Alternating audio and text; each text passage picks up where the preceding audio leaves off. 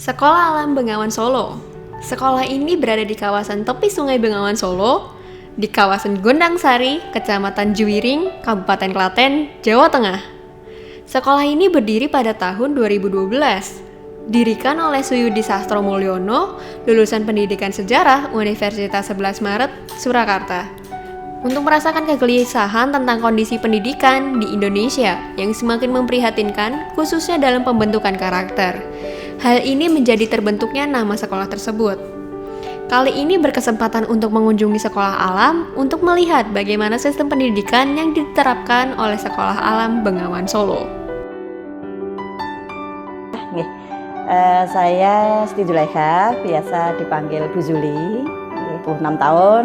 Kemudian di sini diamanai sebagai kepala sekolah di SD-nya. Kalau dari pihak sekolah ya, dari kami kita fasilitator gitu ya, memfasilitasi anak-anak dalam belajar begitu, menemani, kemudian membimbing seperti itu, mengarahkan. Nah, karena sebagai fasilitator, agar bisa menemani, membimbing tadi membutuhkan hubungan emosional yang lebih dekat.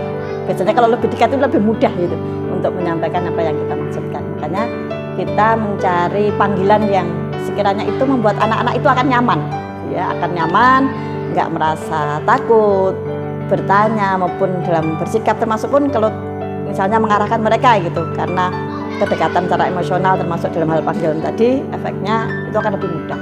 Makanya kita sepakat memanggilnya Mas dan Mbak.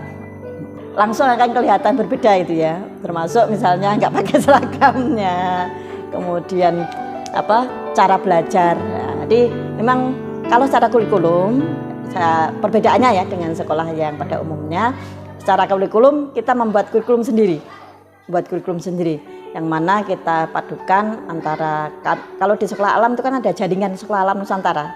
Nah, kita padukan dengan kurikulum dari Sekolah Alam Nusantara ini, jadi jaringan sekolah alam, kemudian dari dinas, dan juga tentu saja nilai-nilai yang ingin kita tanamkan yang itu menjadi ciri khas dari sekolah kami. Itu kemudian cara belajarnya yang pasti akan cukup berbeda. Kayak tadi ya, misalnya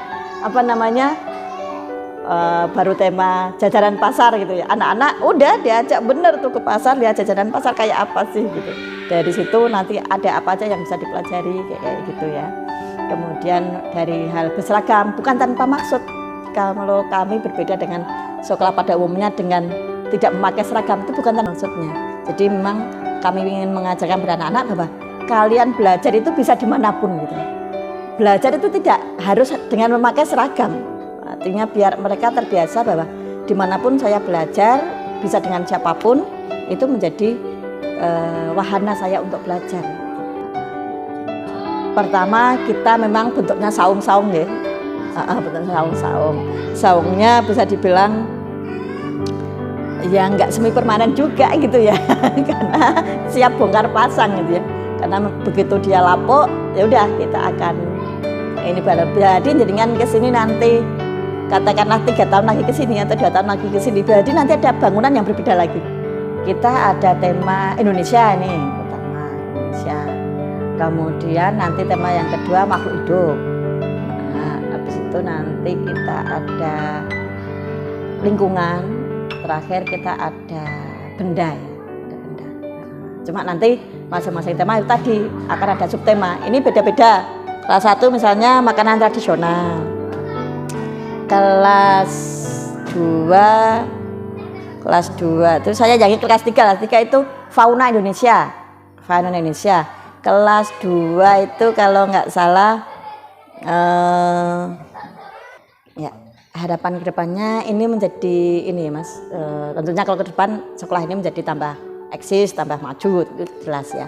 Tapi kalau bagi anak-anak kami ke depan gitu, harapannya apa-apa yang sudah kami tanda kutip tanamkan, kita dampingkan selama ini, karena di sini kan lebih kepada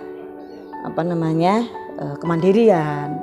Kemudian yang sangat kami tekankan itu salah satunya adalah kelak kamu jadi apapun, mengambil tanda kutip, mau berprofesi apapun, mengambil peran apapun di kehidupanmu kelak gitu ya, di kemudian hari ketika kalian sudah dewasa, satu gitu yang kami harapkan adalah mereka menjadi ini Mas, pemberi manfaat bagi kehidupan sekitarnya.